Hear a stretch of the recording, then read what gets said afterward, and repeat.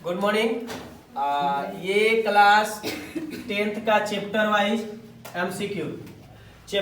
MCQ आपसे बता दें कि मॉडल सेट हो सकता है कभी कभी चेंज हो जाता है। बहुत सारे ऐसे मॉडल सेट है चेंज हो जाते हैं, कोई क्वेश्चन लड़ता नहीं है, लेकिन हम लोग को वो प्रिपरेशन करना है कि कोई दिक्कत ना हो आने वाले समय में, ठीक ना। तो प्रिपरेशन किस तरह होगा? प्रिपरेशन जैसे यहाँ पे आपको दिखाई दे रहा है, विज्ञान साइंस भौतिक विज्ञान विद्युत धारा के चुंबकीय प्रभाव से संबंधित जितने क्वेश्चन है एमसीक्यू टाइप, वो टोटल सॉल्व करना है, एक भी छोड़ना नहीं है। तो ये आपका क्लास 10 एमसीक्यू लेवल है, यानी कि अगर हम लोग इसको देख लेते हैं चैप्टर वाइज, अरे सब लोग आइए, चैप्टर वाइज अगर हम लोग देख लेते हैं तो कहीं पे भी दिक्कत नहीं होगा, ठीक है। तो अरे बैठ गए आप एकदम, गणेश भगवान जी से उसको सता दीजिए ना।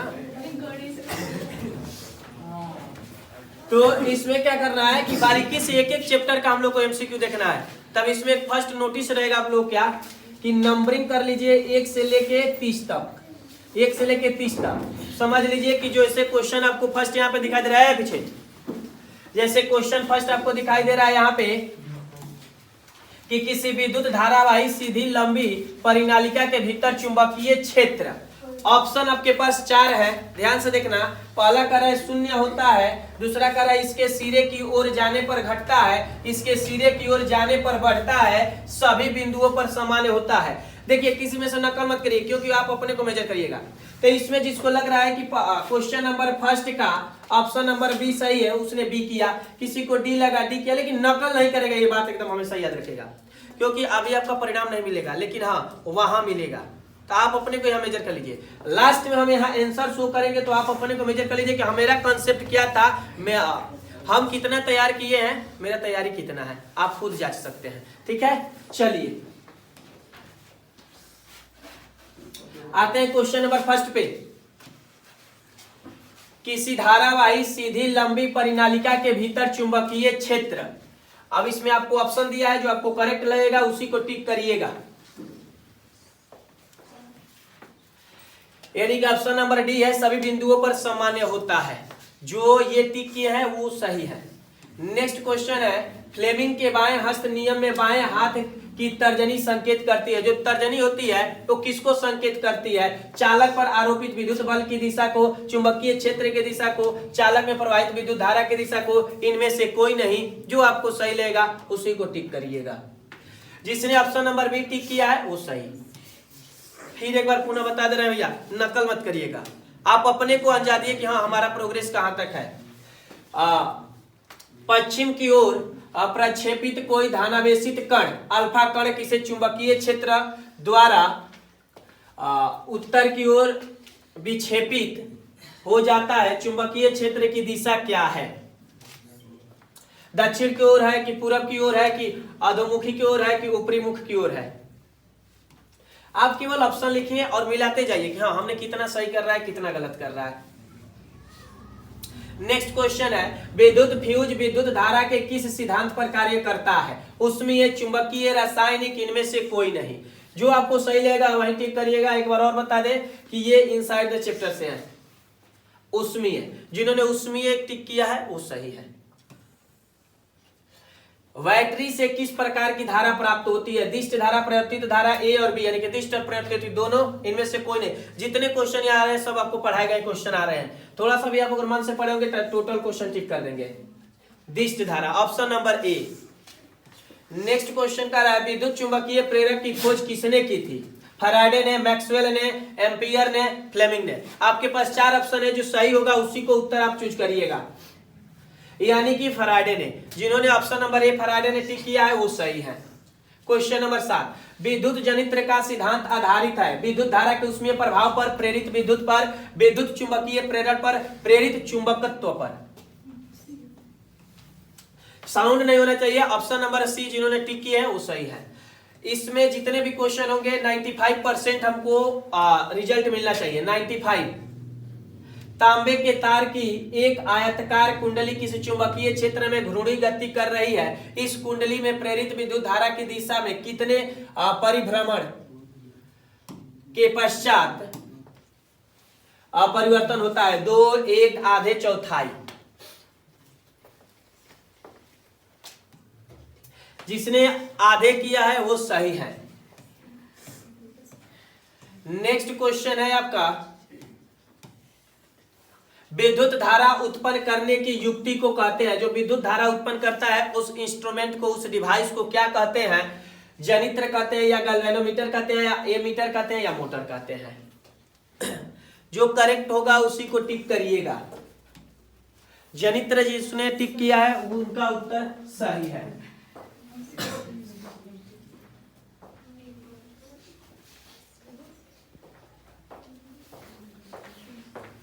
नेक्स्ट क्वेश्चन है, किसी एसी तथा डीसी, किसी एसी जनित्र तथा डीसी अल्टरनेट करंट तथा डायरेक्ट करंट में एक मूलभूत अंतर यह है कि, अब क्या है? ऑप्शन ए देख लीजिए, पढ़ लीजिए आसान से। एसी जनित्र में विद्युत चुंबक होता है जबकि डीसी मोटर में स्थायी चुंबक होता है। ऑप्शन नंबर बी कह रहा है डीसी जनित्र उच्च वोल्टता का जनन करता है। तीसरा नंबर ऑप्शन कर रहा है एसी जनित्र उच्च वोल्टता का जनन करता है। और डी नंबर है एसी जनित्र में से किसी वलय होते हैं जबकि डीसी जनित्र में दिक् परिवर्तक होता है। तो जो आपको करेक्ट लगेगा उसी को टिक करिएगा। यानी कि करेक्ट उत्तर आपका है ऑप्शन नंबर डी। लघु पथन के समय परिपथ में विद्युत धारा का मान होता है, बहुत कम हो जाता है, परिवर्तित नहीं होता, बहुत अधिक बढ़ जाता है, निरंतर परिवर्तित होता है। यानी कि जो करेक्ट उत्तर हो वो आप देख लिए, बहुत अधिक बढ़ जाता है। डायनेमो से किस प्रकार की धारा प्राप्त होती है? दिष्ट धारा, परिवर्तित धारा, दोनों धाराएं, इनमें से कोई नहीं। तो जो करेक्ट उत्तर हो उसी को आप टिक करिएगा। यानी कि ऑप्शन नंबर सी, दोनों धाराएं, दिष्ट धाराएं और परिवर्तित धाराएं। विद्युत बल्ब के भीतर, विद्युत बल्ब के भीतर होता है क्या? निर्वात रहता है, वायु भरी रहती है, निष्क्रिय गैस भरी रहती है, हाइड्रोजन भरी रहती है। करेक्ट उत्तर इसका क्या होगा? ऑप्शन नंबर सी, निष्क्रिय गैस भरी रहती है। नकल किसी में से नहीं करना है, आप अपने अंदाज से करिएगा, जो आपको सही लगेगा उसी को टिक करिएगा। दी गई वोल्टता के स्रोत से जुड़े किसी चालक में प्रति सेकंड उत्पन्न ऊष्मा होती है, धारा के समानुपाती होती है, धारा के वर्ग के समानुपाती होती है, धारा के व्युत्क्रमानुपाती होती है, धारा के वर्ग के व्युत्क्रमानुपाती होती है। तो जो करेक्ट होगा उसी को टिक करिएगा, क्योंकि नकल करिएगा कोई फायदा होने वाला नहीं है।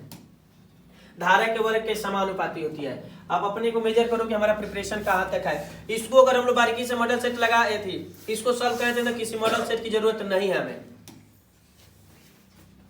एमसीक्यू के लिए विद्युत चुंबक, ऑप्शन है विद्युत चुंबक इस्पात के दंड पर लिपटी चालक कुंडली है, मात्र अचालक कुंडली है।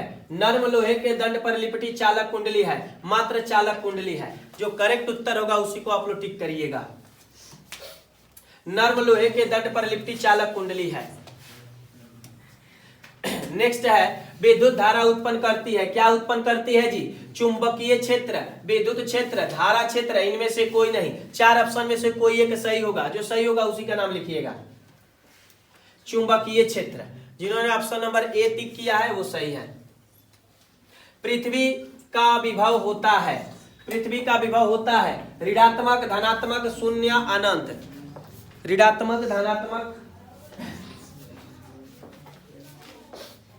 करेक्ट उत्तर शून्य। Very good. चलिए नेक्स्ट क्वेश्चन। आवेश का मात्रक है कूलाम, वाट, एम्पियर, वोल्ट। कूलाम, जो करेक्ट उत्तर होगा वो हो जाएगा आपका कूलाम। नेक्स्ट क्वेश्चन है विद्युत वाहक बल का मात्रक है, क्या है? एम्पियर है, कूलाम है, वोल्ट है, वाट है। यानी कि जो करेक्ट उत्तर होगा वो होगा वोल्ट। नेक्स्ट क्वेश्चन है चुंबकीय बल क्षेत्र का एसआई मात्रक है, क्या है उसका एसआई मात्रक? न्यूटन प्रति मीटर है, न्यूटन प्रति एम्पेयर है, न्यूटन प्रति एम्पेयर मीटर है। जो करेक्ट उत्तर होगा उसी को आप लोग टिक करिएगा। न्यूटन प्रति एम्पेयर मीटर है, ऑप्शन नंबर डी। चुंबकीय क्षेत्र के प्रभाव में विद्युत धारा क्या? ऑप्शन ए ऊष्मा उत्पन्न करती है, ऑप्शन बी आकर्षण बल उत्पन्न करती है, ऑप्शन सी चालक पर बल उत्पन्न होता है, सी डी इनमें से कोई घटना नहीं होती है। जो करेक्ट उत्तर होगा आप टिक कर लिए होंगे, चालक पर बल उत्पन्न होता है। क्वेश्चन नंबर 24, चुंबक द्वारा धारावाही चालक पर लगाए गए बल की दिशा ज्ञात की जाती है। किसके द्वारा ज्ञात की जाती है जी? फ्लेमिंग के बाएं हस्त नियम से, ओम के नियम से, मैक्सवेल के दक्षिण हस्त के नियम से, इनमें से किसी नियम से नहीं। तो जो करेक्ट उत्तर होगा आप क्वेश्चन को देखकर आप आंसर चूज कर लीजिएगा। यानी कि फ्लेमिंग के बाएं हस्त के नियम से, ऑप्शन नंबर ए, फ्लेमिंग के बाएं हस्त के नियम से अभी तक, यानी कि ये 25 डायनेमो का सिद्धांत आधारित है। किस पे आधारित है? विद्युत चुंबकीय प्रेरण पर, प्रेरित विद्युत पर, धारा के ऊष्मीय प्रभाव पर, इनमें से कोई नहीं। तो जो करेक्ट उत्तर होगा विद्युत चुंबकीय प्रेरण पर।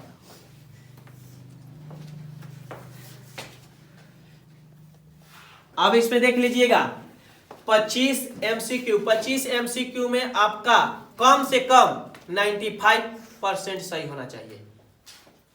नेक्स्ट क्वेश्चन, विद्युत मोटर को चलाया जा सकता है प्रवर्तित धारा पर, दिष्ट धारा पर, प्रवर्तित और दिष्ट दोनों धाराओं पर, इनमें से कोई नहीं। जो करेक्ट उत्तर होगा वो होगा दिष्ट धारा पर। जो करेक्ट उत्तर होगा दिष्ट धारा पर। विद्युत मोटर की क्रिया आधारित है, किस पे आधारित है जी? विद्युत धारा और चुंबकीय प्रभाव पर, चुंबक और विद्युत धारा के प्रभाव पर, आर्मेचर के घूर्ण पर, इनमें से किसी पर नहीं। तो बता दें आपसे कि जो करेक्ट उत्तर हो जाएगा विद्युत धारा और चुंबकीय प्रभाव पर, option number A. Next question है, डायनेमो को द्वारा बदला जाता है। डायनेमो का प्रयोग करके किसको बदला जाता है? यांत्रिक ऊर्जा को विद्युत ऊर्जा में, चुंबकीय ऊर्जा को विद्युत ऊर्जा में, गतिज ऊर्जा को विद्युत ऊर्जा में और स्थितिज ऊर्जा को विद्युत ऊर्जा में। तो जो करेक्ट उत्तर होगा यानी कि ऑप्शन नंबर ए, यांत्रिक ऊर्जा को विद्युत ऊर्जा। 29 नंबर, जब किसी चालक कुंडली की ओर या उससे दूर एक क्षण चुंबक को लाया जाता है तो कुंडली में धारा उत्पन्न होती है। यह किस घटना का उदाहरण है? आपका ऑप्शन 4 है, विद्युत चुंबकीय प्रेरण का, धारा पर चुंबकीय प्रभाव का, लार्तेज बल का, या चुंबक पर धारा के प्रभाव का। तो जो करेक्ट उत्तर होगा विद्युत चुंबकीय प्रेरण का, यानी कि ऑप्शन नंबर ए सही है। नेक्स्ट क्वेश्चन है, विद्युत धारा के कारण उत्पन्न चुंबकीय क्षेत्र की दिशा ज्ञात की जाती है। किससे ज्ञात की जाती है? मैक्सवेल के दक्षिण हस्त नियम से, फ्लेमिंग के बाएं हस्त नियम से, ओम के नियम से, ओर्टेड के नियम से।